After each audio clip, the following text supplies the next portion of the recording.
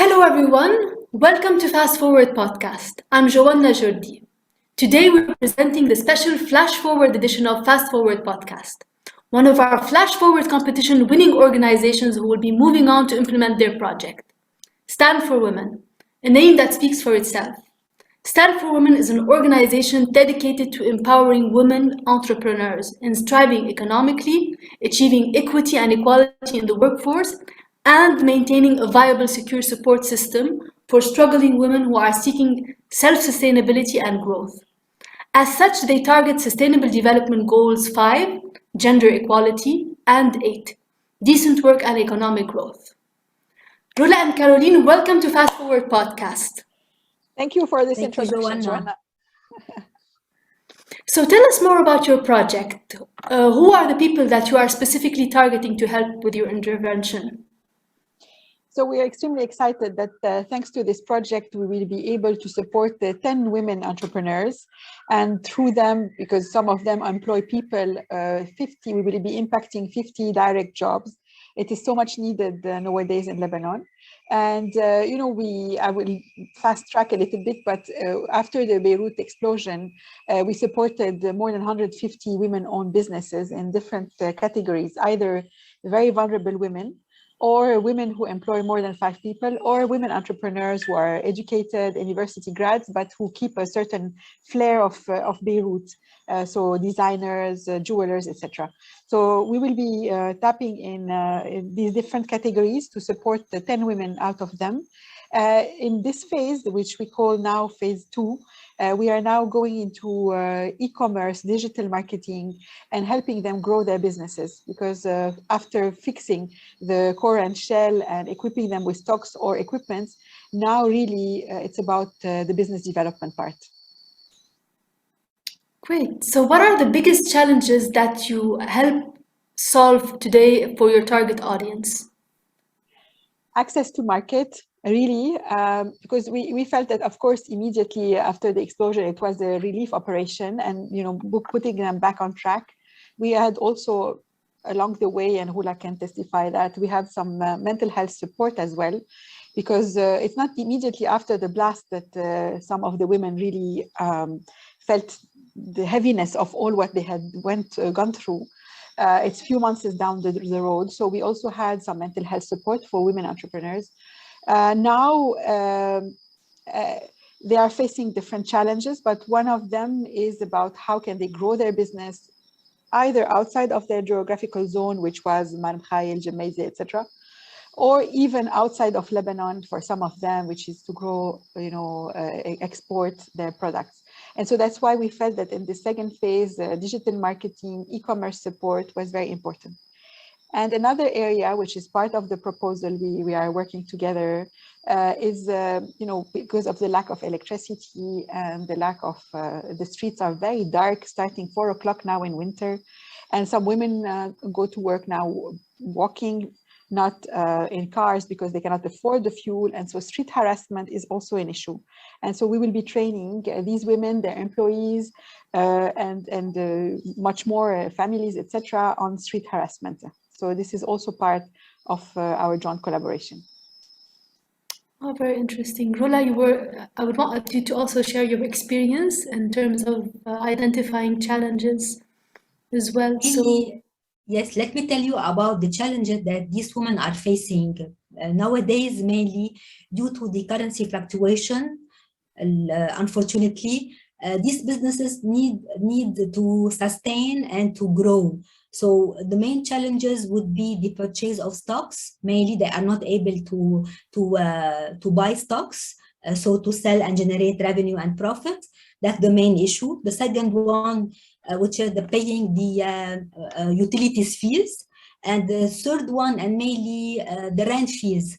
So the main challenges to keep these businesses up and running are to help them covering all these issues, plus paying salaries and keep on employing people. So mainly these are the challenges the businesses are facing. Yes, and we were very concerned of a study done by UN Women back at the time of just post-explosion, that because of the Beirut Blast, many women could exit the workforce in masses. And this was really something we wanted to completely, stop. We wanted really to help these women maintain their businesses, because if you help one woman, she helps directly 6 people around her, and of course, many more indirectly. And many of these women have had injured husbands, children, sick family people, etc. So it was very important for us to maintain them in business. And for us, Joanna, the main challenge we're facing nowadays is to get funds to keep on helping these businesses. Otherwise, they will close. So we've been close to them since a year and a half. Now we want them to at least sustain their businesses till hopefully we'll overcome the situation in Lebanon. Definitely, a situation that has been having a domino effect in terms of all the difficulties and the challenges that are faced with that people are faced with as we speak. So we were one of the few, if not the very few, gendered approached post Beirut Blast, and we were really one of the very few, not to say the only one, to say we are only helping women, because we were very much afraid that in the post-explosion, trauma and agitation and everything about all NGOs and initiatives, that women would be left. And so we were really making sure to make sure that the voices of these businesses would be heard. And so that's why, and now we are nearly 18 months down the road, and we were so happy to win this Flash Forward grant, because for us, it's not a one-off. It's not just we are there just 2 months after the blast or 6 months. We are still here now, many months after the blast, and we are there to continue, because these women need help. And it's not, because some people say, is it that you're making these people always dependent on help? No. But the country is going through such difficult times that it's unbearable for any business to sustain. And definitely the women ones, we want them to sustain. And 12 months down the road after the explosion, we made a study. More than 95% of the businesses were still up and running. Now, after that, we had the fuel crisis. And since then, some businesses are not being able to operate, on their normal timings. They operate half day. They close some on Saturdays, just because it's so expensive to buy, to pay the mazout or to pay the motor or to pay, and so we also want to be there at their side. Hula, you want to add, because each one of them individually. We cover everything. Just to tell you, Joanna, when we called the ladies selected to inform them about the grant, they were so happy. Each one is now thinking on how to disperse it in the right place. And all of them said, you made our day. Thank you so much. So great to hear. So wonderful. And another thing we promised in the project proposition was networking. Many women are so busy in their day-to-day job, and then after having to run to other things to do, that they don't have time to network between businesswomen. But last time a week ago, we made an experiment. We put 12 women in the same place with different businesses. And at the beginning, you would wonder how a woman that makes baskets, would have an interest in meeting a woman who is in winemaking, another one who is in cheese, and the third one is in soaps, and another one in flour. And suddenly, with all this magic of putting people together, so many business opportunities happened for all of them. So we want, of course, part of the program we're doing with you also at the end, that we have a moment of networking where really the help between women and sisterhood is one of the pillars of Stand for Women, other than also women's economic empowerment.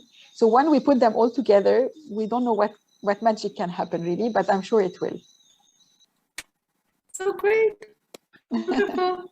Oh, to sisterhood. Yay, that's so wonderful to hear. So there were so many beautiful collaborative relationships that happened that allowed women to overcome their difficulties together by creating a community. Yes. Yeah, you think you're the only one passing through that, but actually we are so many, and so normalizing and feeling that you are supported, feeling that someone is really caring and you're part of a community is very important.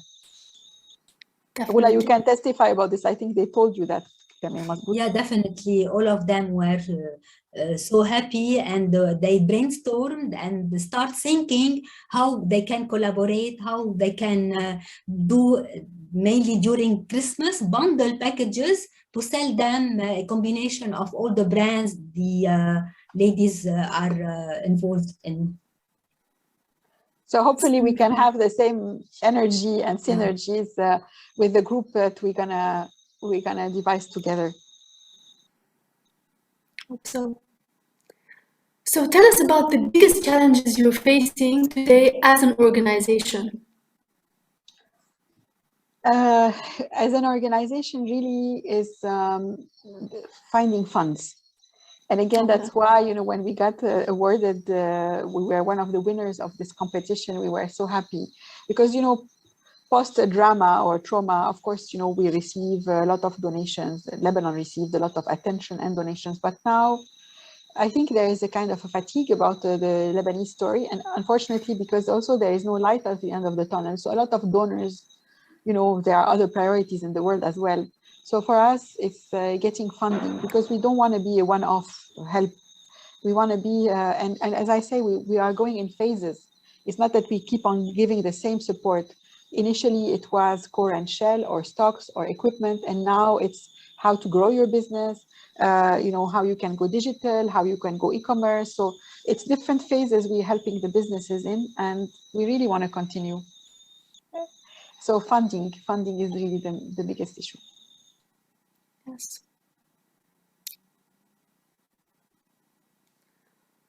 So I want you to share with us your experience with Flash Forward. So what are the most important takeaways that you got from this program, the aha moments that help you develop your project? Hula, you want to take this one and I will add on after. I just want to thank toward you are very, very serious and very professional in delivering the workshops, in helping us closely in Q&A sessions, ongoing. You had ongoing Q&A sessions. Really, you are very close to the, mainly at the last part, when we were selected as the semi-finalists. You are very close and you helped us really in tailoring our proposals very well and to submit. And thanks God that we were among the finalists. I think also what was great for us is to meet this network of entrepreneurs. I mean, I think it's not that we are at l'École des Fans or something, but every one of them, of us, deserve to win. And each initiative, if the funds were there, we would have, you know, been able to do wonders. So seeing this youth is giving me, when I was listening to them and their projects, giving me so much hope. Seeing the variety of proposals, because we are one, but there were things completely different, from agriculture to buses to sustainability, and all supporting SDGs for Lebanon. This was amazing. And I think for me, it helped us also discover people we can partner with. We could, you know, continue the collaboration and the discussion after Fast Forward. So, I mean, knowing that there are people who are still believing, still vibrant, still hopeful, youth, etc. So you've made us meet a community that is that was really amazing as well. So enriching, we got enriched by what we heard. And of course, the process, as Huda was saying, was very systematic. We had to give our different documents at a specific time. And it made us also think about, you know, what we stand for, the purpose. And so an interesting process. I think I hope you can, you know, renew it. I don't know with which frequency, but that you can do it on at least on a yearly basis. Yeah, we hope so. We definitely hope so. Great. So I'm glad to hear that was such a positive experience. Yes. So thanks so much. Yes. And we did it. We had support, and it's the community that actually made it such a beautiful experience, as you said. I mean, the richness of the people that were involved in this project. So, yeah. So how do you envision organizations working together in the future? You mean our organization with others? Yes. In collaboration, supports. Écoute, Joanna, I can testify. We only believe in collaboration. All the work we have been able to do, we have done it with more than 25 partners. As the Arabic says, one hand cannot clap alone. We completely believe in that. And so, and we live it at our core. You can give an idea with which companies we're going to collaborate now and with which others we did before. Yeah. To tell you, Joanna, since the blast, we started collaborating with NGOs and initiative partners, and we couldn't make it alone because some took the part of reconstructing the businesses, some equipped the businesses, some gave cash grant support, some provided business development, capacity building, crisis management support, some drama therapy support. So alone we couldn't honestly were able to help all these businesses. We have supported 150 women-led SMEs. So definitely when we collaborated, we were able to mainly help all these businesses, and we are still planning to keep on collaborating, definitely.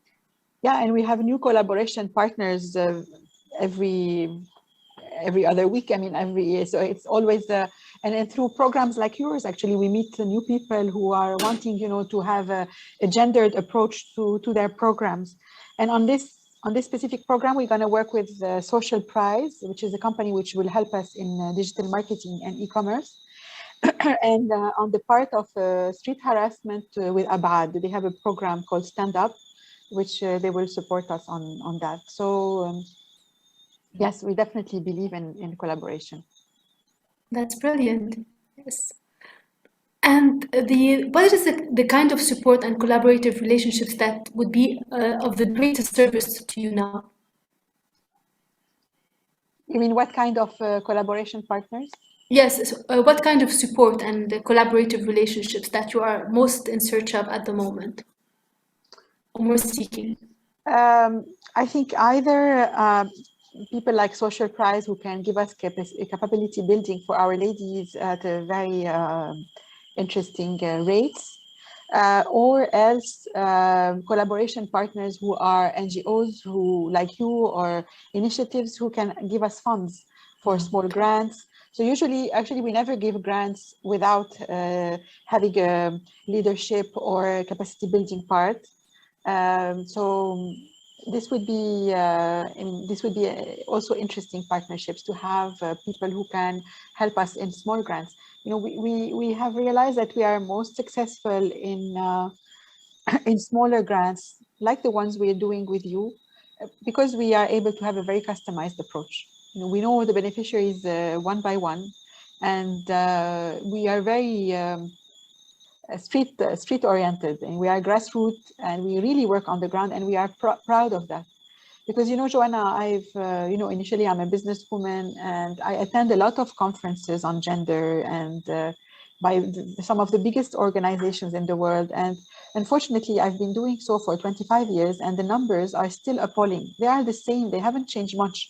The percentage of women in politics, the percentage of women on boards, the percentage of women in the workforce. And so I say, what's missing? I think what's missing is grassroots work. People really on the ground, because the big things like the SDGs, and which are absolutely important. But okay, from there, how do these women know about you? We do something. Hula sends, I don't know how many emails per month saying to our database of women, look, there is this project, apply for it. Look, there is this grant, apply for it. Look, there is now this thing, etc. And they ask, thank you, we didn't know about it. So a lot is being done at a macro level, but the thing is that it doesn't reach sometimes the beneficiaries of the people who can benefit. So this is what we try to do in a very small scale. I know we are small scale, and I hope we will be one day larger, but this is what we do. So this is a great example of building from the bottom up. So you're a grassroots organization that works with people that knows people and what they need and the resources that they need, and help them reach their objectives. Yeah, we're very proud. Wula, you can say the women that we've exposed to the different programs and who got awarded, Yani, Yes, lots were engaged into cash grant support and even capacity building, crisis management support with local facilitators or even with international trainers. Yeah. So when, for example, there is a program from the Swedish government, I think, called She Entrepreneurs. She Entrepreneurs. No one had from our people and had heard of it, and when we sent it, 2 of them were selected and they graduated and they benefited so much from it. Same from some Beirut programs. Yes.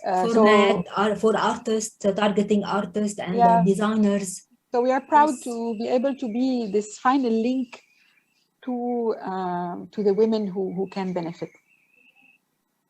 And you know, Joanna, we are so close to our beneficiaries. So we know their plans, their objectives, their strategies. We act as a consultant for them, honestly speaking. Yeah, it's very interesting. So I understand that one of your objectives as an organization is to change the statistics for women and have more women in politics, in leadership. And I want to ask you more about your long-term vision for your organization.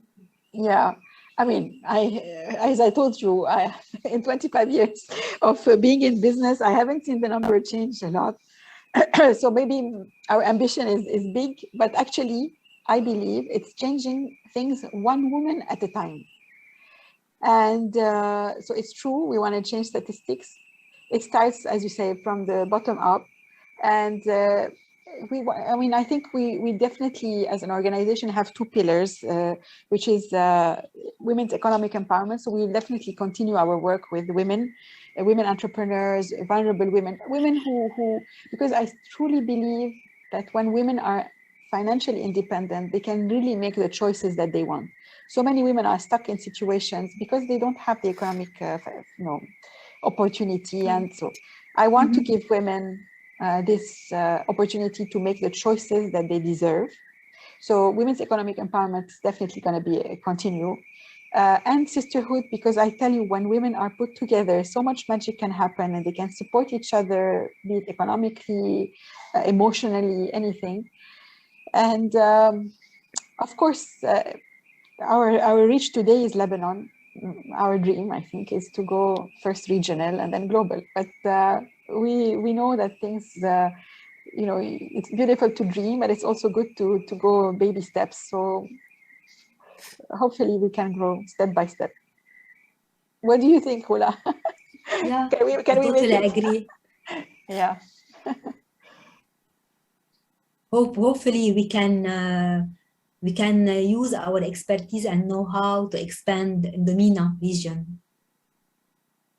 That's a great thought. We all hope so too as well. So thank you. Thank you so much. So thank you so much for sharing your experience with us. So you can tune in to our website, fastforward2030.com/Lebanon, to learn more details about our Flash Forward competition and other activities that support the Sustainable Development Goals. From Fast Forward 2030 Lebanon, let us honor our human and natural heritage to create the best life conditions possible for future generations. Thank you, Joanna. And if people are interested about what we just said, they can follow us mainly on Instagram at I Stand for Women, and also check our website, standforwomen.org, and join our community. Yes, great. Thank you so much, Thank you. Joanna. Thank you.